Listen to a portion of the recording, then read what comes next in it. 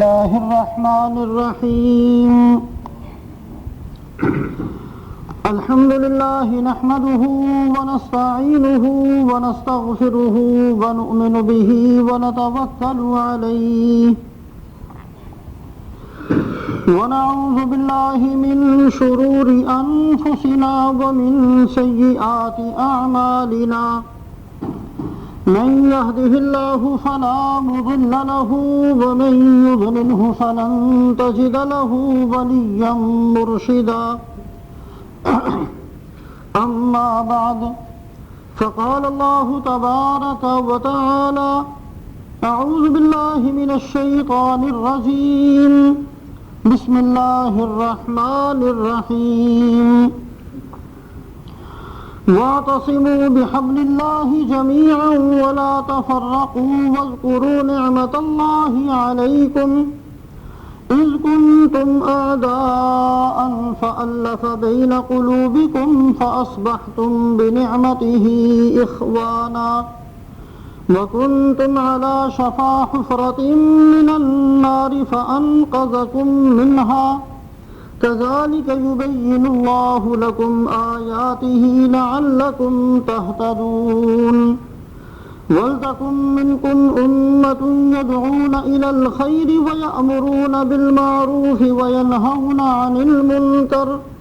وأولئك هم المفلحون وعن عمر بن الخطاب رضي الله تعالى عنه أنه خرج يوما إلى مسجد رسول الله صلى الله عليه وسلم فوجد معاذ بن جبل رضي الله تعالى عنه قاعدا عند قبر النبي صلى الله عليه وسلم يبكي فقال ما يبكيك؟ قال يبكيني شيء سمعته من رسول الله صلى الله عليه وسلم وإني سمعت رسول الله صلى الله عليه وسلم يقول إن يسير الرياء شرك ومن عادى وليا فقد بارز الله بالمحاربة وإن الله يحب الأبرار الأتقياء الأخفياء الذين إذا غابوا لم يتفقدوا وإذا حضروا لم يدعوا ولم يقربوا قلوبهم مصابيح الهدى يخرجون من كل غبراء مظلمة أو كما قال رسول الله صلى الله عليه وسلم. میرے محترم بزرگوں اور دوستوں، اللہ رب العزت نے ہر انسان کو محنت کے لیے اور کام کرنے کے لیے پیدا فرمایا ہے، اور اس بات کو قرآن پاک میں 3 قسمیں کھا کر اور تاکید کے کلمات استعمال کر کے اللہ پاک نے بیان فرمایا. لا اقسم بهذا البلد وأنت حل بهذا البلد ووالد وما ولد لقد خلقنا الإنسان في كبد. 3 قسمیں کھائیں اور 3 قسموں کے بعد ارشاد فرمایا کہ یقیناً بالضرور ہم نے انسان کو محنت اور مشقت میں پیدا کیا ہے. اور یہی وجہ ہے کہ ابتدائے انسانیت سے لے کر آج تک کبھی بھی اس بات کو سمجھانے کی ضرورت پیش نہیں آئی، کبھی بھی اس پر مضمون لکھنے کی ضرورت پیش نہیں آئی، کبھی بھی دلائل دینے کی ضرورت محسوس نہیں ہوئی کہ انسانوں کو یہ سمجھایا جائے کہ تم نے دنیا میں کوئی کام کرنا ہے. انبیاء علیہم الصلوات و تسلیمات بھی انسانوں کو یہ بتانے کے لیے نہیں آیا کرتے کہ تم نے کوئی محنت کرنی ہے، بلکہ یہ فرمایا کرتے ہیں کہ جو محنت تم کر رہے ہو یہ محنت غلط ہے، صحیح محنت تم نے کرنی ہے. محنت کا کرنا، کام کا کرنا یہ اتنا واضح مسئلہ ہے کہ کبھی بھی اس کو سمجھانے کی ضرورت محسوس نہیں ہوئی. جیسے ہر انسان فطرتی طور پر اس بات کو محسوس کرتا ہے کہ بھوک کا علاج کھانا ہے، اور پیاس کا علاج پانی ہے، اور سردی کا علاج کسی کپڑے کو اپنے اوپر ڈال لینا ہے، اسی طریقے سے فطرتاً ہر انسان محسوس کرتا ہے کہ دنیا میں نے کچھ نہ کچھ کرنا ہے۔ ہم سب اس بات کو جانتے ہیں کہ دنیاوی زندگی گزارتے ہوئے ایک انسان اپنا مقصود زندگی کسی بھی چیز کو قرار دے، کسی اچھی بات کو یا کسی بری بات کو، جس چیز کو مقصد بنائے گا اس کے لیے محنت کرے گا، اور اس مقصود کے اندر کامیابی اس کو مل جائے، اس کے لیے 4 چیزوں کو ضروری سمجھا جاتا ہے۔ سب سے پہلی بات تو یہ ضروری سمجھی جاتی ہے کہ ایک بندہ جس کو اپنا مقصود زندگی بناتا ہے، اس مقصود زندگی کی محنت کے اندر انہماک کے ساتھ، یکسوئی کے ساتھ لگ جائے۔ ایک آدمی نے مقصد بنایا کہ میں نے تعلیم حاصل کرنی ہے، اس کے لیے ضروری ہے کہ اوڑھنا بچھونا تعلیم کو، پڑھنے کو قرار دے۔ اس کا دل کتنا ہی چاہتا ہو سیر سپاٹے کرنے کے لیے، اس کا دل کتنا ہی چاہتا ہو آرام کرنے کے لیے، چھٹی منانے کے لیے، اس کے دل کے اندر کتنی ہی تمنا پیدا ہوتی ہو کھانے پینے کی، لیکن اس بندے کو یہی کہا جائے گا اور یہ بندہ اس بات کو ضروری سمجھے گا، اگر میں نے مقصود بنایا ہے تعلیم کو، تعلیم حاصل کرنا چاہتا ہوں، تو مجھے یہ ساری چیزیں خواہ میرا دل چاہتا ہو پھر بھی مجھے چھوڑنی پڑیں گی۔ تو ایک چیز تو یہ ہے کہ انسان جس کو مقصود زندگی بنائے اس کے اندر یکسوئی کے ساتھ لگ جائے۔ دوسری چیز یہ ہوتی ہے کہ جس چیز کو مقصود زندگی بنایا ہے اس کے مخالف جتنی چیزیں ہیں ان کو بھی چھوڑ دے۔ ایک آدمی نے مقصود زندگی یہ بنا لیا کہ میں نے ڈاکٹر بننا ہے، اب بننا اس نے ڈاکٹر ہے، لیکن وہ صبح سے لے کر شام تک جتنی کتابیں پڑھتا ہے وہ زراعت کے بارے میں پڑھتا ہے، پودے کس موسم میں پیدا ہوتے ہیں، پودوں کے لیے کون سی زمین چاہیے اور پودوں کے لیے بیج کون سے چاہیے، سارا وقت اس پر خرچ کر دے تو یقینی بات یہ ہے کہ اس کا نتیجہ یہ نکلے گا کہ وہ اپنے مقصود میں کامیابی حاصل نہیں کر سکتا۔ ایک آدمی نے انجینئر بننا ہے لیکن وہ جغرافیے کا علم لے کر بیٹھ جائے، تو ایک چیز یہ ہوتی ہے کہ یکسوئی کے ساتھ اپنے مقصود والی محنت میں لگ جانا، اور دوسری چیز ضروری یہ ہوتی ہے کہ اس کے مخالف اور منافی جتنی چیزیں ہیں ان کو چھوڑ دینا۔ تیسری چیز یہ ضروری ہوتی ہے کہ اس چیز کو حاصل کرنے کے لیے جتنے لوازمات ہیں ان سب کو بھی اختیار کیا جائے۔ ایک آدمی ڈگری لینا چاہتا ہے،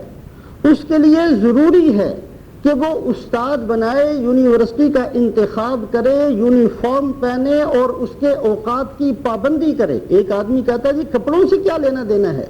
میں نے پڑھنا زبان سے ہے، میں نے یاد دماغ سے کرنا ہے، یونیفارم کا بیچ میں کیا تعلق؟ تو اس کو یہ کہا جائے گا کہ جتنے لوازمات ہیں وہ سارے کے سارے لوازمات اختیار کرنے ضروری ہوا کرتے ہیں۔ چوتھی چیز یہ ہے کہ اس مقصود میں جتنے لوگ لگے ہوئے ہیں ان سے آگے بڑھنے کا جذبہ اس کے اندر ہونا چاہیے کہ میں نے ایسا علم حاصل کرنا ہے، ایسا پڑھنا ہے کہ میں اپنے ساتھیوں سے آگے نکل سکوں۔ جب تک یہ 4 چیزیں کسی بھی بندے کے اندر پیدا نہیں ہوتی، وہ بندہ اپنی زندگی کا مقصد کوئی اچھا بنا کر چلنے والا ہو یا برا بنا کر چلنے والا ہو، نتیجہ یہی نکلے گا کہ اس کو اپنے مقصد میں کامیابی نہیں ملے گی۔ کوئی تفریحی بات نہیں ہے، کسی ناول کی کہانی نہیں ہے، کسی مصنوعی ڈرامے کا ڈائیلاگ نہیں ہے، بلکہ قرآن پاک کے اندر بیان کردہ حقیقت ہے۔ حضرات صحابہ اکرام رضوان اللہ علیہم اجمعین نے دین کو، اللہ کو راضی کرنا اس کو مقصود بنایا تھا، تو کس طریقے سے ان 4 چیزوں کی پابندی ان لوگوں نے کی تھی، اللہ کا قرآن قیامت تک کے لیے اس کی گواہی دیتا ہے۔ حضرات صحابہ اکرام رضوان اللہ علیہم اجمعین نے جب مقصود دین کو بنایا تو صرف دین ہی ان کے سامنے تھا، صرف اللہ کی محبت ہی ان کے سامنے تھی، اور اس چیز کو یہ نہیں کہ کبھی اختیار کر لیا اور شادی آئی تو دین کو ایک طرف کر دیا، نفع ملتا ہوا نظر آیا تو دین کو چھوڑ دیا اور حرام کے اندر چلے گئے، نہیں، بلکہ دین کو اختیار کیا ہے تو صرف دین کو اختیار کیا ہے۔ حضرت یاسر اور حضرت سمیہ ان کی بیوی اور حضرت عمار رضی اللہ تعالیٰ عنہ ان کے بیٹے، یہ ایسا ایک مکے کے اندر گھرانہ ہے جو کہ بہت غریب اور قسم و پرس گھرانہ سمجھا جاتا ہے۔ ان کی قسم و پرسی کی وجہ سے جب یہ مسلمان ہوتے ہیں، سرداران مکہ ان کو تکلیفیں دیتے ہیں، پتھر ان کے سینوں پر رکھتے ہیں، دھوپ کے اندر ان کو لٹاتے ہیں اور ان کی پاؤں پکڑ کر گھسیٹا جاتا ہے۔ حضرت محمد صلی اللہ علیہ وسلم وہاں سے گزرتے ہیں تو فرماتے ہیں صبرن یا آل یاسر ان موعدکم الجنہ، اے آل یاسر صبر کرو، میں تم سے جنت کا وعدہ کرتا ہوں۔ حالانکہ حضور صلی اللہ علیہ وسلم نے رخصت دی تھی کہ اگر تم چاہو تو یہ تمہارے لیے اجازت ہے، دل سے مسلمان بن چکے ہو، اپنے اسلام کا اظہار نہ کرو، کوئی بات نہیں۔ ایک صحابی رضی اللہ تعالیٰ عنہ اپنی ایک صحابہ کی جماعت کے ساتھ کسی عیسائی حکومت کے گرفتار ہو جاتے ہیں۔ بادشاہ پہلے تو ان کو لالچ دیتا ہے کہ اگر تم عیسائیت کو قبول کر لو، اگر تم دین اسلام کو چھوڑ دو تو اس کے بدلے میں آدھی حکومت تمہیں اپنی دے دوں گا۔ انہوں نے کہا اگر تو مجھے ساری حکومت بھی دے دے اور پھر اس کے بدلے میں مجھ سے یہ کہا جائے کہ میں اپنی آنکھ بند کروں، اتنی دیر کے لیے عیسائی بن جاؤں اور دوبارہ آنکھ کھولوں تو دوبارہ کلمہ پڑھ کر میں مسلمان ہو جاؤں، میں ساری حکومت لے کر اتنی سی دیر کے لیے بھی عیسائیت کو قبول نہیں کر سکتا۔ اس نے کہا اچھا اگر نہیں کرتے تو تمہیں اور تمہارے ساتھیوں کو کھولتے ہوئے تیل کے اندر ڈال کر تمہیں جلا دیا جائے گا اور ختم کر دیا جائے گا۔ انہوں نے کہا ہمیں اس کی کوئی پرواہ نہیں۔ تیل گرم کیا گیا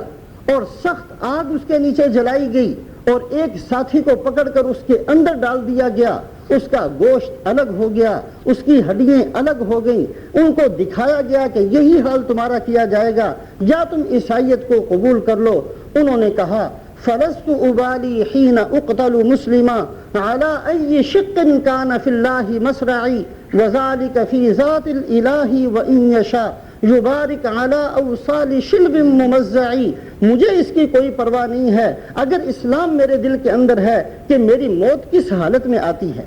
میں سولی پر چڑھ کر مرتا ہوں یا اس کڑاہے کے اندر ڈوب کر مرتا ہوں یا میری ہڈیاں الگ ہوتی ہیں، میری جان کس حالت میں نکلے گی، مجھے اس کی کوئی پرواہ نہیں ہے۔ مجھے پرواہ صرف اس بات کی ہے کہ دین میرے اندر موجود ہونا چاہیے،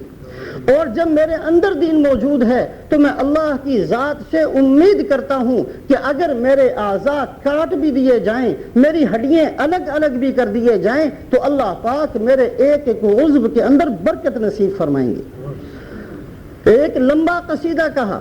تو حضرات صحابہ کرام رضوان اللہ علیہم اجمعین نے دین کو اختیار کیا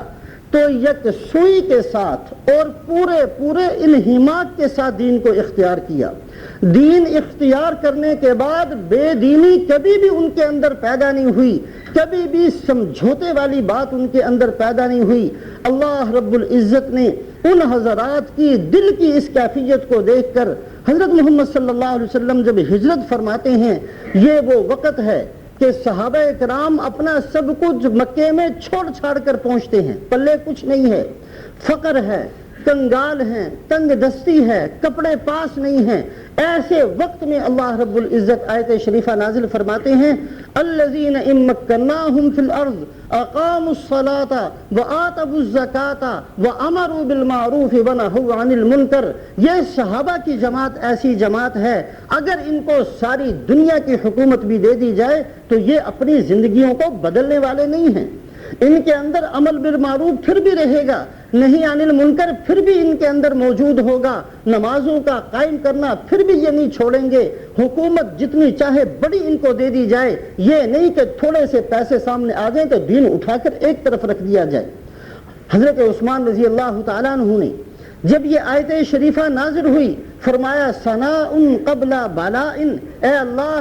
تیری شان ہے، اور اتنی صحابہ کی عظمت کو بیان کیا گیا۔ ابھی حکومت کا تصور بھی نہیں ہے، ابھی حکومت ملنے کے کوئی امکانات بھی نہیں ہیں، صحابہ چھپتے چھپاتے مکے سے مدینہ پہنچتے ہیں، پلے بھی کچھ نہیں ہے، اللہ پہلے سے خبر دیتے ہیں یہ ایسے لوگ ہیں کہ یہ دین کو اختیار کرنے والے ہیں اور کسی بھی حالت میں دین چھوڑنے والے نہیں ہیں۔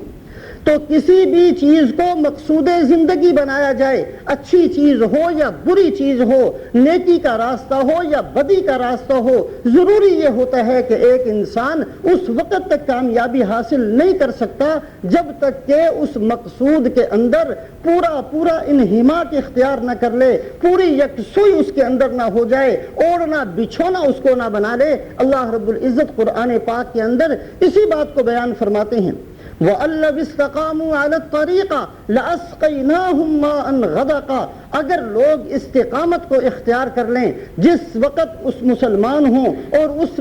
وقت سے لے کر مرتے دم تک مسلمان ہی رہیں، ہر حالت میں دین کو اختیار کیے رکھیں، تو ہم ان کے ساتھ وعدہ کرتے ہیں کہ ہم ان کے لیے آسمانوں سے برکتوں کو نازل کریں گے۔ یہود کے بارے میں فرمایا وَلَوْ أَنَّهُمْ أَقَامُوا التَّوْرَاةَ وَالْإِنْجِيلَ وَمَا أُنزِلَ إِلَيْهِمْ مِنْ رَبِّهِمْ لَأَكَلُوا مِنْ فَوْقِهِمْ وَمِنْ تَحْتِ أَرْجُلِهِمْ، اگر یہ یہود بھی اس بات کو اختیار کر لیتے، جو ہم نے ان کو دین دیا تھا اس کو مضبوطی سے پکڑ لیتے، تو ہم ان کو دکھا دیتے کیسا رزق ان کے لیے آسمانوں سے اتارتے ہیں اور کیسا رزق ان کے لیے زمینوں سے نکال کر دیتے ہیں۔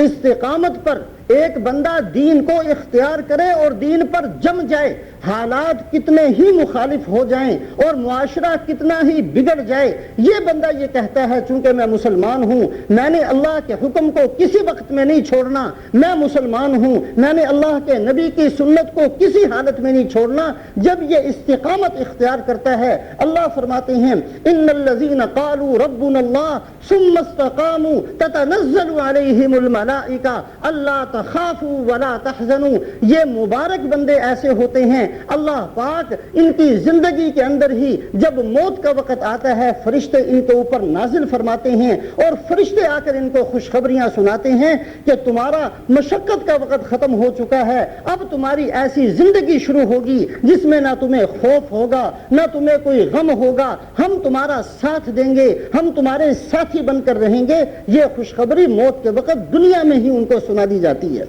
تو ایک شرط یہ ہے، کسی بھی چیز سے فائدہ اٹھانے کی پہلی شرط یہ ہے کہ یہ بندہ جس نے کسی بھی چیز کو اپنی زندگی کا مقصد بنایا ہو، اس وقت تک کامیابی نہیں ملے گی جب تک کہ 100% یکسوئی کے ساتھ اور انہماک کے ساتھ اور اوڑھنا بچھونا بنا کر اس چیز کے اندر اپنے آپ کو نہ لگا دے۔ آج جو ہمیں دین کا نام لینے کے باوجود اور ساری زندگی طوطے کی طرح دین رٹنے کے باوجود کبھی بھی خدا کی مدد اترتی ہوئی نظر نہیں آتی اور کبھی بھی ہمارے اندر کوئی تغیر نہیں آتا، ہر جگہ مسلمانوں کو دھکے ہی ملتے ہوئے نظر آتے ہیں، اس کی وجہ یہی ہے کہ ہم نے مسلمان ہم بنے ہیں لیکن ہم مسجد کے مسلمان ہیں، بازار کے نہیں ہیں، ہم گھر کے اندر مسلمانی زندگی اختیار نہیں کرتے، کبھی مسلمان بنتے ہیں، کبھی اپنا لبادہ اتار کر کہیں اور رکھ لیتے ہیں، کسی وقت ہم ہندوازم کو اختیار کر لیتے ہیں، کبھی سکھوں کے طریقوں کو اختیار کر لیتے ہیں، کبھی یہودیت کو اختیار کر لیتے ہیں، کبھی عیسائیت کو اختیار کر لیتے ہیں۔ پہلی شرط یہ ہے کہ استقامت ہو، دین کو اوڑھنا بچھونا بنایا جائے اور پورا انہماک اس کے اندر ہو۔ دوسری چیز یہ ہوتی ہے، دوسری چیز کسی بھی مقصود کے اندر کامیابی حاصل کرنے کی شرط یہ ہے کہ اس کے مخالف جتنی چیزیں ہیں ان کو بالکل چھوڑ دیا جائے۔ جیسے مثال دی تھی، پڑھنے والا جو طب کو پڑھنا چاہتا ہے، ڈاکٹری کرنا چاہتا ہے، اس کے لیے ضروری ہے کہ ڈاکٹری ہی کی کتابیں پڑھے، وہ جغرافیہ لے کر نہ بیٹھ جائے۔ اگر وہ جغرافیہ پڑھتا رہا تو ڈاکٹری کے اندر کامیابی نہیں حاصل کر سکتا۔ اسی طریقے سے دین پر چلنے والا بے دینی کے ساری طریقوں کو اور بے دینی کی ساری رسم و رواج کو اور بے دینی کے سارے عقائد کو اور بے دینی والے سارے اعمال کو جب تک چھوڑ نہیں دیتا، اللہ رب العزت کا قاعدہ یہ ہے کہ دین کے اندر سے وہ بندہ نفع حاصل نہیں کر سکتا۔ صحابہ اکرام رضوان اللہ علیہم اجمعین نے ایک طرف تو اعمال کو اختیار کیا ہے اور دوسری طرف ان ساری بری عادتوں کو چھوڑ دیا. جس کے بڑے عادی تھے، شراب پینے کے عادی تھے، اس کو چھوڑ دیا. حرام کاریوں کے عادی تھے، اس کو چھوڑ دیا. اور بہت ساری چیزوں کے عادی تھے، یک سر اس کو ختم کر دیا. تو دوسری شرط یہ ہے کہ بندہ اس مقصود کے منافی ساری چیزوں کو چھوڑ دے. حضرت عمر رضی اللہ تعالیٰ عنہ کے زمانے میں جب ملک فارس فتح ہوا، یہ ملک فارس اس زمانے کے اندر دو بڑی بڑی حکومتیں ہیں، روم والے اور فارس والے. اور پھر ایک وقت ایسا آیا کہ روم والے مغلوب ہو گئے اور فارس والوں کو غلبہ مل گیا. فارس والے پہلے بھی آگ کو پوجنے والے تھے، متکبر لوگ تھے، اور جب ان کی اکیلی حکومت رہ گئی ان کا تکبر اور بڑھ گیا. اور یہ صدیوں سے ان کا طریقہ یہ تھا، یہ سونا اور چاندی اور ہیرے جواہرات اکٹھے کیا کرتے تھے. کسرا جو ایران کا بادشاہ تھا، جب وہ تخت پر بیٹھا کرتا تھا اس کے سر کے اوپر ایک تاج ہوتا تھا جو لٹک رہا ہوتا تھا. 27 من سونا صرف اس تاج کے اندر لگا ہوا تھا. جو ہیرے اور موتی تھے اس کی قیمت الگ تھی، وہ لٹکتا تھا اور اس کے نیچے اپنا سر رکھ کر یہ بیٹھ جایا کرتا. اور اس کا تخت اس سے بھی زیادہ قیمتی تھا. اس کے دربار کے اندر جہاں یہ بیٹھتا تھا اس کے ارد گرد ایک پردہ لگا ہوا تھا، اور وہ پردہ ایسا تھا جس کے اوپر سونے کے ساتھ کڑھائی کی ہوئی تھی، بڑے پھول اور بڑی عجیب عجیب چیزیں بنائی ہوئی تھی. جب حضرت عمر رضی اللہ تعالیٰ عنہ کے زمانے کے اندر ایران فتح ہوا، اس کسرا کے محل میں آگ لگ گئی. وہ پردہ تو سارا جل گیا لیکن وہ جو سونا باقی بچ گیا، چونکہ سونے کو آگ نے کچھ نہیں کہنا تھا. جب اس کو اکٹھا کیا گیا تو اس کا وزن تھا 10 لاکھ مسقال. اس زمانے کے اندر مسقال 4.5 ماشا کا ایک وزن ہوتا تھا. آج کے حساب سے تقریباً 4.5 پونے 5 ٹن سونا بنتا ہے جو اس پردے کے اندر سے نکلا. اور اس کے علاوہ ایک بہت قیمتی قسم کا ایک ڈبہ تھا جس میں بہت ہی قیمتی چیزیں اس نے رکھی ہوئی تھی. جب ایران فتح ہوا اور یہ سارے خزانے صحابہ کو ملے اور مال غنیمت کا ڈھیر لگا دیا گیا تو ایک آدمی اس ڈبے کو لے کر جس کی قیمت سب سے زیادہ تھی، ایران کے اندر جتنا سونا اور چاندی اس سے زیادہ یہ قیمتی تھا، ایک بندہ پھٹے پرانے کپڑے والا رات کی اندھیری کے اندر آتا ہے اور مال غنیمت کے ڈھیر کے اوپر یہ ڈبہ پھینک کر چلا جاتا ہے. پتا چلا جو مال غنیمت کا ذمہ دار تھا کہ یہ ایک بہت قیمتی قسم کا ڈبہ تھا اور بہت قیمتی قسم کی اس میں چیزیں ہیں. اس نے کہا کہ او بھائی، یہ جو تم ڈبہ پھینک کر جا رہے ہو اس میں سے کچھ تم نے نکالا تو نہیں؟ اس نے کہا اگر میں نے نکالنا ہوتا تو یہ یہاں تک نہ پہنچتا، میں سارے کے سارا اڑا کر لے جاتا. اور اس کے بعد اس نے کہا اچھا اپنا نام تو بتا کر جاؤ. اس نے کہا میں نے جس کے لیے یہ کام کیا ہے وہ مجھے بھی جانتا ہے اور میرے نام سے بھی واقف ہے، وہ میرے خاندان کو بھی جانتا ہے، میرے اعمال سے بھی واقف ہے، مجھے کسی کو اپنا نام بتانے کی ضرورت نہیں. اور یہ چلا گیا اور امیر نے ایک آدمی اس کے پیچھے لگایا کہ شاید ایسے بزرگ بننے کی کوشش کرتا ہو، جا کر اس کے گھر کی تلاشی لی جائے. تو پتا چلا کہ شہر سے باہر ایک جھونپڑی ہے اور اس جھونپڑی کے پڑوسیوں نے بتایا کہ 3 دن سے اس بندے نے کھایا بھی کچھ نہیں. ایسی فقر و فاقہ کی حالت ہے اور مال لگتا ہے لیکن ایمان ان کو منع کرتا ہے کہ نہیں، کسی کے مال کے اندر خیانت نہیں کرنی. اللہ رب العزت نے ایسی زبردست قسم کی طاقت اور قوت دی. یہ جب واقعہ حضرت سعد رضی اللہ تعالیٰ عنہ کو جو اس امیر کے لشکر ہیں ان کو پتا چلتا ہے، فرماتے ہیں اللہ نے بدر والوں کی فضیلت کو قرآن میں بیان کر دیا ہے. اگر قرآن کی وہ آیت نہ ہوتی تو میں کہہ دیتا کہ میرے لشکر کے بندے سب سے زیادہ افضل ہیں. اور یہ قصہ جب مدینہ منورہ کے اندر پہنچتا ہے، حضرت عبداللہ ابن عباس رضی اللہ تعالیٰ عنہما فرماتے ہیں ما ظہر الغلول فی قوم الا القی فی قلوبہم الرعب. اس بات کو یاد رکھنا کہ جب کسی قوم کے دل کے اندر خیانت کا جذبہ پیدا ہو جاتا ہے تو اللہ پاک ان کے دلوں کے اندر دشمنوں کا رعب ڈال دیا کرتے ہیں. یہ صحابہ کے دلوں سے جو رعب نکل گیا، ایک مٹھی بھر جماعت ساری دنیا کی حکومتوں پر غالب آ گئی. بدر کے اندر صحابہ 313 ہیں اور مقابلے کے اندر 1000 ہیں جو کہ ہر طرح کے ہتھیار ساتھ لے کر آئے ہیں، اور تکبر کی وجہ سے مکے والے گانے والی عورتوں کو ساتھ لے کر آئے تھے کہ جب ہمیں فتح ہو جائے گی جو کہ یقینی ہے تو ہم جشن منائیں گے اور تم گانا گانا، اتنے یقین کے ساتھ گئے تھے۔ اللہ نے 313 کو فتح دی۔ غزوہ احد کے اندر صحابہ 700 ہیں، مقابلے کے اندر 3000 ہیں، اللہ صحابہ کرام کو فتح دیتے ہیں۔ اور اس کے بعد غزوہ خندق کے اندر جو سارے مکے والے اور مدینے کے درمیان کے سارے قبائل مل کر مسلمانوں پر حملہ کرتے ہیں، مسلمانوں کی تعداد صرف 3000 ہے۔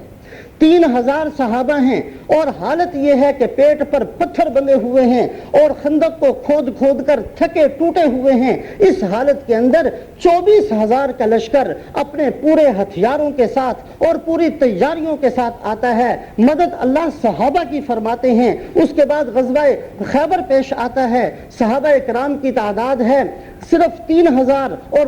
صحابہ کرام کی تعداد صرف 1400 ہے غزوہ خیبر کے اندر، اور یہودی 20000 ہیں۔ قادسیہ کے اندر صحابہ کرام کی تعداد صرف 30000 ہے اور مخالفین کی تعداد 1,00,000 ہے۔ اور غزوہ یرموک جب پیش آتا ہے، صحابہ کرام کا لشکر ہے 32,000 کا اور مقابلے کے اندر 7,00,000 کا مجمع ہے۔ 7,00,000 ایک طرف اور صحابہ کرام 32,000 ایک طرف، مقابلہ ہوتا ہے۔ نتیجہ یہ نکلتا ہے کہ 1,05,000 ان دشمنوں کے بندے مر چکے ہوتے ہیں، 40,000 گرفتار ہوتے ہیں، باقی بھاگ جاتے ہیں اور اللہ پاک ان مسلمانوں کو فتح دیتے ہیں۔ صحابہ کے دور کی بات نہیں، اس دور کے اندر، اس کے بعد والے دور کے اندر طارق بن زیاد مراکش کے راستے سے اسپین کے اندر آتے ہیں۔ یورپ کے اندر مسلمان سب سے پہلا قدم ڈالتے ہیں اور یورپ کے اندر جب پہنچتے ہیں اس وقت بھی مسلمانوں کی حالت یہ ہے کہ کوئی زیادہ اس لیے کہ وطن سے واقف نہیں ہے، باہر کے رہنے والے ہیں، اس زبان سے واقف نہیں ہیں، پلے کچھ بھی نہیں ہے، اور جو کشتیاں تھیں وہ بھی وہاں آ کر جلا دیں۔ صرف 12,000 کا لشکر لے کر طارق بن زیاد اسپین کے اندر آتے ہیں۔ ساری حکومت اسپین کی ان کے مخالف ہے، فرانس ان کا ساتھ دیتا ہے، اس کے باوجود طارق بن زیاد کو فتح ہوتی ہے اور اسپین کے اندر مسلمانوں کا جھنڈا لہراتا ہے۔ اور حضرت طارق بن زیاد رحمۃ اللہ علیہ ایسے مخلص آدمی ہیں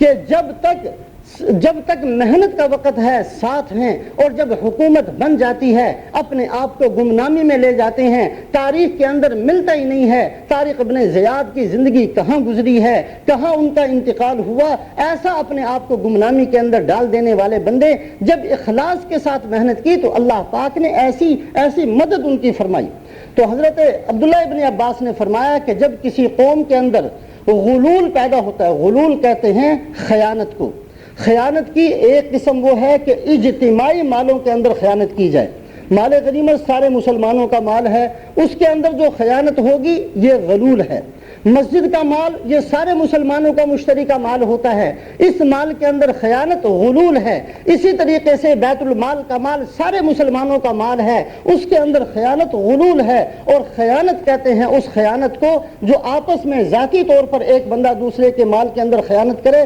اس کو خیانت کہا جاتا ہے۔ یہ چھوٹا درجہ ہے اور غلول کا درجہ بہت بڑا درجہ ہے۔ حضور اکرم صلی اللہ علیہ وسلم ارشاد فرماتے ہیں، ایک موقع پر اپنی امت کو سنا کر کہیں ایسا نہ ہو، آپ نے فرمایا ایسا نہ کرنا، قیامت والے دن میں تم میں سے کسی کے سامنے آؤں اور تم میں سے ایک بندہ مجھے دیکھ کر یہ کہے یا رسول اللہ اغثنی، اے اللہ کے نبی ہم نے دنیا میں سنا تھا آپ ہماری سفارش کریں گے، آپ ہماری مدد کریں گے، میں پھنسا ہوا ہوں، آپ میری مدد فرمائیں۔ لیکن اس نے غلول کیا تھا، اجتماعی مال کے اندر خیانت کی تھی۔ میں یہ کہہ دوں گا کہ آج میں تیرے کسی کام آنے والا نہیں ہوں، یہ کوئی چھوٹا سا جرم نہیں۔ تو فرمایا جس قوم کے اندر خیانت کا مرض پیدا ہوتا ہے ان کے دلوں کے اندر اللہ رعب کو ڈال دیتے ہیں۔ آج مسلمان تعداد میں کم نہیں ہیں، مسلمان مال میں کم نہیں ہیں، مسلمان زمین کے اعتبار سے کم نہیں ہیں، لیکن ایسے ڈرے ہوئے، ایسے سہمے ہوئے اور ایسے کانپنے والے آج ہم ہیں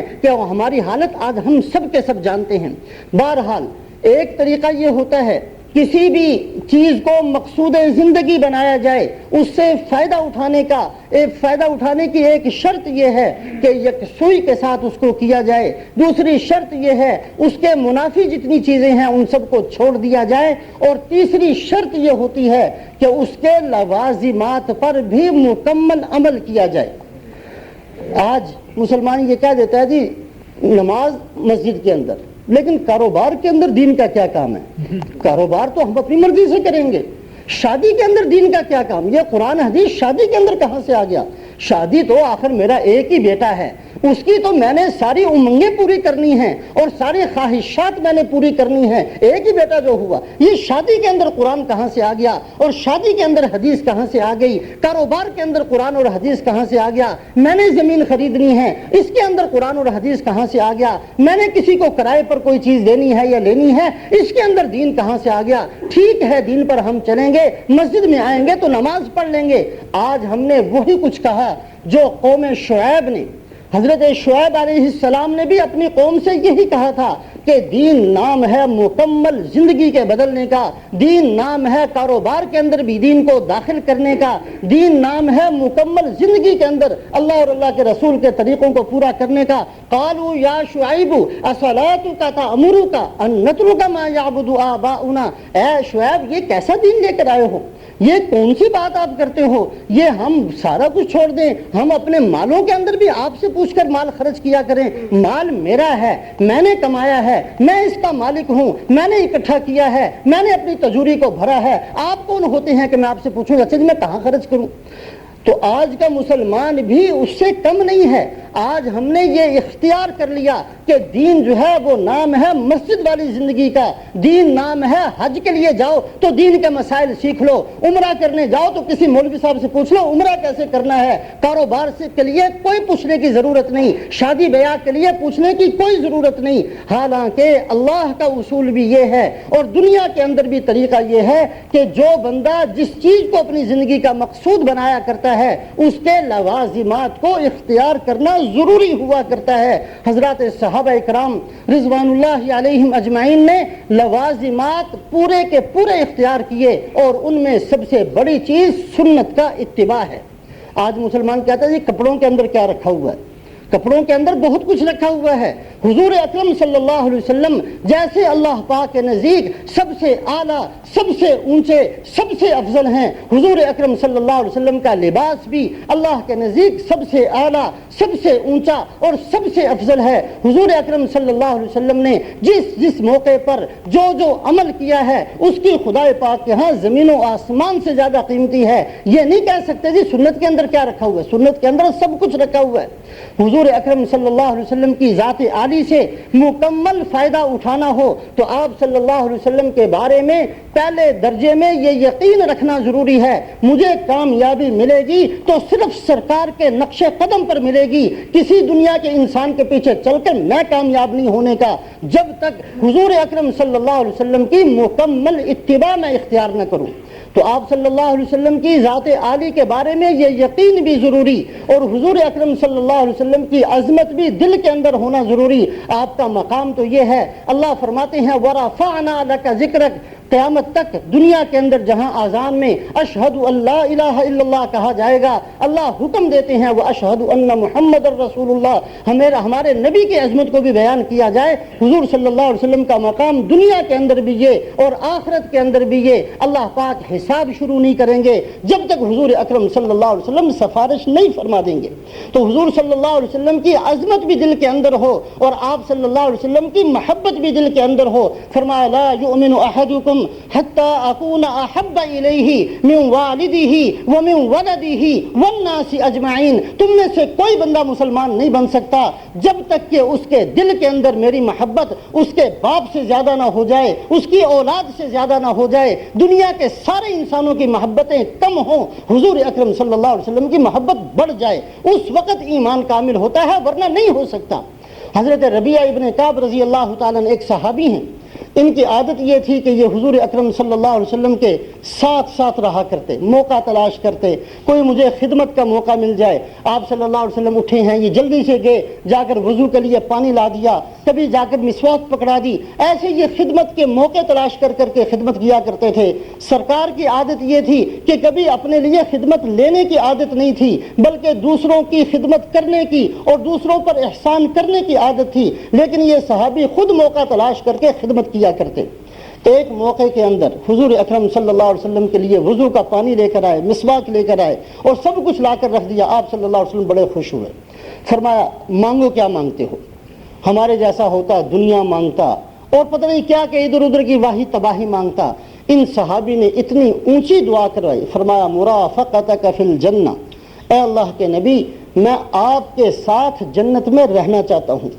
جنت بھی عام جنت نہیں مانگی، اے اللہ کے نبی مرافقتک فی الجنہ، جنت کے اندر آپ کا ساتھ چاہتا ہوں۔ آپ صلی اللہ علیہ وسلم نے فرمایا کچھ اور مانگ لو، کہا نہیں یہی چاہیے۔ آپ نے فرمایا اعن علی بکثرت السجود، ٹھیک ہے یہ چیز بھی تمہیں ملے گی لیکن عمل پھر بھی کرتے رہنا۔ تو حضور اکرم صلی اللہ علیہ وسلم کی ذات عالی کے بارے میں یقین بھی ہو، آپ کی عظمت بھی ہو، آپ کی محبت بھی ہو اور آپ کا اتباع بھی ہو اور آپ کی فرما برداری بھی ہو، پھر کہیں جا کر اللہ رب العزت اس ایسے مسلمانوں کی مدد اور نصرت فرمایا کرتے ہیں۔ حضور اکرم صلی اللہ علیہ وسلم نے ایک زبردست قسم کی جماعت کو تیار کیا،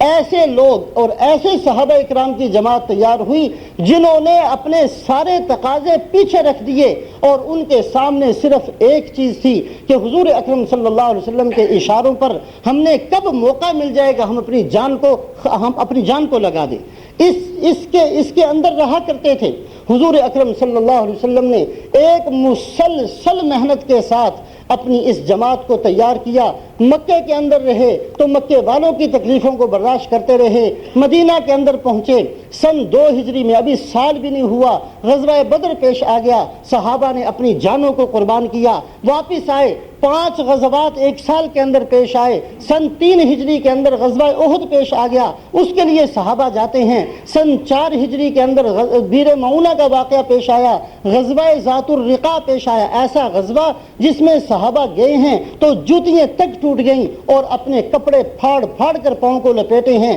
اور پاؤں کے اندر سے خون نکل رہا ہے۔ کسی صحابی نے کہا جی میں نہیں آگے چل سکتا، میں بس یہیں بیٹھا ہوں، آپ جاؤ آگے، کسی نے یہ نہیں کہا، پھر بھی ساتھ چلے ہیں۔ سن 4 ہجری کے اندر غزوہ ذات الرقاع ہے، سن 5 ہجری کے اندر غزوہ بنو المستلق ہے، اس میں حضور اکرم صلی اللہ علیہ وسلم کی زوجہ مطہرہ پر تہمت تک لگتی ہے، ایسا دل ہلا دینے والا واقعہ پیش آتا ہے۔ اور پھر اسی غزوے کے اندر غزوہ خندق پیش آتا ہے، سن 6 ہجری کے اندر حدیبیہ پیش آتا ہے، واپس پہنچتے ہیں 20 دن کے بعد غزوہ خیبر پیش آ جاتا ہے، اور اس کے بعد سن 7 ہجری کے اندر حضور اکرم صلی اللہ علیہ وسلم عمرۃ القضاء کے لیے تشریف لے جاتے ہیں۔ اتنی محنت کے بعد سن 8 ہجری کے اندر اللہ پاک مکے کو فتح کر دیتے ہیں۔ یہی مکہ جس سے چھپ کر نکلے تھے اور جس سے جان بچا کر نکلے تھے اور جس کے مکے کے رہنے والے ہر وقت مسلط رہتے تھے، اسی مکہ کو اللہ پاک صحابہ اکرام کے ہاتھوں پر فتح فرما دیتے ہیں۔ اور پھر سن 9 ہجری کے اندر غزوہ تبوک پیش آتا ہے۔ اب تک جتنے غزوات اور جتنی محنتیں اور جتنے سفر تھے اس کے اندر سب کے سب صحابہ کو نکلنے کا حکم نہیں تھا، کسی میں 313 نکلے اور کسی میں 1000 نکلے اور کسی میں 3000 نکلے، کسی میں 50 گئے، کسی میں 200 گئے، لیکن غزوہ تبوک کے اندر حکم تھا کوئی بالغ آدمی مسلمان مدینہ کے اندر نہیں رہ سکتا، سب کو ہی نکلنے کا حکم ہے۔ سب کو لے کر حضور اکرم صلی اللہ علیہ وسلم سن 9 ہجری کے اندر مسلسل محنت کے بعد تشریف لے گئے ہیں۔ 50 دن کا سفر ہے، جب واپس تشریف لائے ہیں راستے میں ایک جگہ ٹھہرے اور فرمایا الیوم ہلک کسریٰ فلا کسریٰ بعدا، الیوم ہلک قیصر فلا قیصر بعدا، آج اللہ نے فیصلہ کر دیا ہے، آج خدا نے کسریٰ کو ختم کر دیا، آج کے بعد قیامت آ جائے گی، دنیا میں کسریٰ پیدا نہیں ہوگا، آج اللہ نے قیصر کو ختم کر دیا ہے، آج کے بعد قیامت آئے گی، قیصر کبھی پیدا نہیں ہوگا۔ اتنی محنت کے بعد پھر یہ کلمات ارشاد فرمائے، پہلے دن نہیں کہہ دیے۔ آج مسلمان خلاف سنت لباس پہن کر، خلاف سنت شکل و صورت بنا کر ہزاروں قسم کے حرام کا ارتکاب کر کے پیٹ کے اندر حرام کو داخل کر کے دکان کے اندر حرام کو داخل کر کے پھر یہ کہتا ہے امریکہ مرد آباد. ایسے تھوڑی امریکہ مرد آباد ہوتا ہے. امریکہ تو ہمارے اندر موجود ہے, امریکہ تو میرے دل کے اندر موجود ہے, وہ مرد آباد کہاں سے ہوگا؟ امریکہ کی محبت, امریکہ کے لباس کی محبت, یہود و نصارہ کی شکلوں کی محبت, یہود و نصارہ کے کاروبار کی محبت, ان کی زندگیوں کی محبت جب میرے دل کے اندر موجود ہے تو میرا یہ کہنا سوائے دھوکے کے کچھ نہیں, امریکہ مرد آباد, اس کے علاوہ کچھ نہیں ہے. رسول پاک علیہ الصلوۃ والسلام ایسے اللہ کے محبوب بزرگ اور ایسے اونچے نبی ہیں, اگر دعا کرتے جس دن نبوت ملی تھی اسی دن کھڑے ہو کر بیت اللہ کے اندر, حکیم کے اندر اور بیت اللہ کے اندر جا کر کہہ دیتے اے اللہ ساری دنیا کے کفر کو ختم کر دے اور اللہ ساری دنیا کے اندر اسلام کا بول بالا کر دے, اللہ قبول کر لیتے. لیکن امت کو بتایا یہ ہے نہ خدا کا یہ طریقہ ہے, نہ نبی کا یہ طریقہ ہے, نہ قیامت تک یہ طریقہ چلے گا. صرف امریکہ مرد آباد کہنے سے کبھی امریکہ مرد آباد نہیں ہوگا, کبھی یہودیت اور عیسائیت ختم نہیں ہوگی جب تک کہ اپنے دلوں سے نہیں نکالیں گے. اور حضور اکرم صلی اللہ علیہ وسلم نے ایک لمبی زندگی اور ایک لمبی محنت کرنے کے بعد پھر یہ فرمایا الیوم ہلک کسریٰ فلا کسریٰ بعدہ. ایک بہت بڑا سبق ہے کہ ایسے نعرے لگانے سے کچھ نہیں ہوتا, ایک زندگی اختیار کرنی پڑتی ہے, اللہ کے ساتھ تعلق جوڑنا پڑتا ہے, اللہ کی محبت دل میں ہونی چاہیے, اللہ کے نبی کی محبت ہونی چاہیے, اور ایسی محبت ہو جو ہمیں مجبور کر دے حضور اکرم صلی اللہ علیہ وسلم کے ایک ایک طریقہ اختیار کرنے پر. صحابہ کی حالت یہ ہے, باہر سے کوئی بندہ اسلام میں داخل ہونے کے لیے آتا ہے, صحابہ کے درمیان میں سرکار دو عالم صلی اللہ علیہ وسلم بیٹھے ہوئے ہیں, لیکن لباس سب کا ایک جیسا, شکل و صورت سب نے ایک جیسی بنائی ہوئی ہے, باہر سے آنے والا پہچانتا نہیں ہے. ضرورت پڑتی ہے من منکم محمد, تم میں سے محمد نام کس کا ہے, میں ان کے ہاتھ پر کلمہ پڑھنے کے لیے آیا ہوں, میں مسلمان بننے کے لیے آیا ہوں. صحابہ اکرام نے سب کچھ اپنا حضور اکرم صلی اللہ علیہ وسلم کی اتباع میں اور آپ کی فرما برداری کے اندر بدل دیا تھا. میرے محترم بزرگوں اور دوستوں, بدقسمتی ہے آج ہم خود یہود و نصارہ کے معین اور مددگار بنے ہوئے ہیں. ہماری ہی وجہ سے دنیا میں کفر پھیل رہا ہے, ہماری ہی وجہ سے کفر کی ترقی ہو رہی ہے. کبھی تھوڑا سا بیٹھ کر ان چیزوں کو سوچ لیا کریں کہ ہم اگر مسلمان بن کر اسلام کو فائدہ نہیں پہنچا سکتے تھے تو نقصان تو نہیں پہنچانا چاہیے تھا. قوت نیکی نہ داری بد مکن, نیکی نہیں کر سکتے ٹھیک ہے نہ کرو, برائی تو نہ کرو. آج کا مسلمان کتنے لوگوں کا دین سے روکنے کا سبب بنا ہوا ہے, ان کے کاروباری ہیرا پھیری کو دیکھ کر اور ان کی اخلاقی ہیرا پھیریوں کو دیکھ کر, ان کی بدتمیزیوں کو دیکھ کر آج کا غیر مسلم بار بار یہ کہتا ہے اسلام اگر اس کا نام ہے میں ایسے اسلام سے باز آیا. یہ رکاوٹ کون بنا؟ یہ رکاوٹ میں بنا ہوں اور یہ رکاوٹ آپ بنے ہیں, یہ ہماری زندگی رکاوٹ بنی ہے. سن 71 کے اندر مجھے اپنے بچپن کا ایک واقعہ یاد ہے. جب ہندوستان اور پاکستان کی آپس میں لڑائی ہوئی, اس زمانے کے اندر جس مدرسے میں میں پڑھتا تھا, میری عمر کوئی 14-15 سال ہوگی, اس زمانے کے اندر اس مدرسے کے اندر قنوت نازلہ کا اہتمام کیا گیا. قنوت نازلہ ایک مسنون عمل ہے اور یہ ایسے وقت میں ہوتا ہے جب مسلمان کسی مصیبت کے اندر پھنس جائیں تو حضور اکرم صلی اللہ علیہ وسلم کا ایک مسنون طریقہ ہے کہ فجر کی نماز کے بعد رکوع کے بعد کھڑے ہو کر ایک دعا امام مانگتا ہے اور سارے آمین کہتے ہیں, اس کے بعد سجدہ ہوتا ہے, نماز پوری ہوتی ہے. اس کو قنوت نازلہ کہتے ہیں. تو قنوت نازلہ کے مسنون الفاظ حضور اکرم صلی اللہ علیہ وسلم نے بیر معونہ کے موقع پر 1 مہینہ قنوت نازلہ پڑھی. جب ایک موقع کے اندر کچھ لوگ آئے کہ جی ہمیں آپ اپنے ساتھی بھیج دیں, ہم ان سے دین سیکھیں گے, آپ صلی اللہ علیہ وسلم نے 70 صحابہ کو ساتھ کر دیا. یہ لے گئے اور غداری کی اور سب کو شہید کر دیا. حضور اکرم صلی اللہ علیہ وسلم کو اتنا دکھ ہوا اور آپ صلی اللہ علیہ وسلم اتنے ناراض ہوئے کہ آپ نے 1 مہینہ ان کے لیے بد دعا فرمائی. اور بد دعا کے وہ کلمات ہیں کہ اللہ ان کافروں کو نہ چھوڑ, ان کو ختم کر دے, بہت سخت قسم کے. وہ قنوت نازلہ نماز کے اندر پڑھے جاتے ہیں, مسنون طریقہ ہے. 71 کی جنگ کے اندر جب کہ آدھا ملک بھی ہمارے ہاتھ سے چلا گیا تھا, اس وقت اس مدرسے کے اندر اچھا خاصا مجمع ہوتا تھا ہزاروں کے حساب سے, تو بزرگوں نے قنوت نازلہ پڑھنی شروع کی. اس زمانے کے اندر حضرت شیخ الحدیث صاحب مولانا زکریا صاحب رحمۃ اللہ علیہ جو جنت البقیع کے اندر آج مدفون ہیں, بہت اونچے بزرگ گزرے ہیں, انہوں نے باقاعدہ خط لکھا. انہوں نے کہا یہ قنوت نازلہ بند کر دی جائے, اور اس کی وجہ یہ لکھی کہ اس قنوت نازلہ کے اندر بہت سے الفاظ یہ بھی ہیں، اے اللہ ان کافروں کو ختم فرما، اے اللہ ان کے اوپر اپنے عذاب کو بھیج دے، اور ان کافروں کے ان کی تدبیروں کو فیل کر دے، اور ان کے ہتھیاروں کو ختم کر دے۔ یہ بددعا کے کلمات بھی ہیں، اور ساتھ یہ بھی ہیں کہ اے اللہ جو ان کافروں کا مددگار بنے اس کا بھی ستیہ ناش کر دے، جو ان کا ساتھ دے اس کا بھی ستیہ ناش کر دے۔ حضرت شیخ الحدیث صاحب رحمۃ اللہ علیہ نے فرمایا کہ یہ بند کر دو، اس لیے کہ بدقسمتی سے آج اس بد دعا کے مستحق مسلمان ہی بن رہے ہیں، لہٰذا کہیں ایسا نہ ہو کہ مسلمان ہی کے لیے بد دعا کر رہا ہو۔ آج بدقسمتی سے یہود و نصارہ کی طاقت کا سبب میں اور آپ ہیں، بدقسمتی سے یہودیت عیسائیت ہماری وجہ سے پھیلتی ہے، اس لیے کہ جب ہم اسلام کے نہ رہے تو ظاہر بات ہے ہر ایک کو موقع ملا ساری دنیا کے اندر بے دینی کو پھیلانے کا، اس لیے کہ اسلام سے ہم نے رکاوٹ پیدا کی ہے، ہم نے اپنے اخلاق سے، ہم نے اپنے کردار سے، ہم نے اپنے معاملات سے، ہم نے اپنی شکل و صورت سے دنیا کو یہ بتا دیا ہے۔ بدقسمتی ہے، بڑے دکھ کے ساتھ یہ بات کہنی پڑتی ہے کہ آج عام طور پر تصور یہ ہے کہ جو بندہ مال کے اندر سب سے زیادہ فراڈ کرتا ہو وہ مسلمان ہوگا، جو آدمی دوسرے کا مال لے کر بالکل واپس نہ کرتا ہو وہ مسلمان ہوگا، جس کا چیک کبھی کلیئر نہ ہوتا ہو وہ مسلمان ہوگا، جو کاروبار کے اندر ہر طرح کی بے حیائی کرتا ہو وہ مسلمان ہوگا۔ یہ تصور کس نے پیدا کیا ہے؟ یہ تصور میں نے اور آپ نے پیدا کیا۔ خدا کے لیے اگر دین پر نہیں چل سکتے اور خدا کے لیے اگر حضور صلی اللہ علیہ وسلم کی محنت کی قدر کرتے ہوئے دین کی حفاظت نہیں کر سکتے تو اللہ کے لیے ایسا نہ کریں کہ ہم دین کو ختم ہونے کا سبب نہ بنے۔ اللہ مجھے بھی توفیق نصیب فرمائے، آپ حضرات کو بھی۔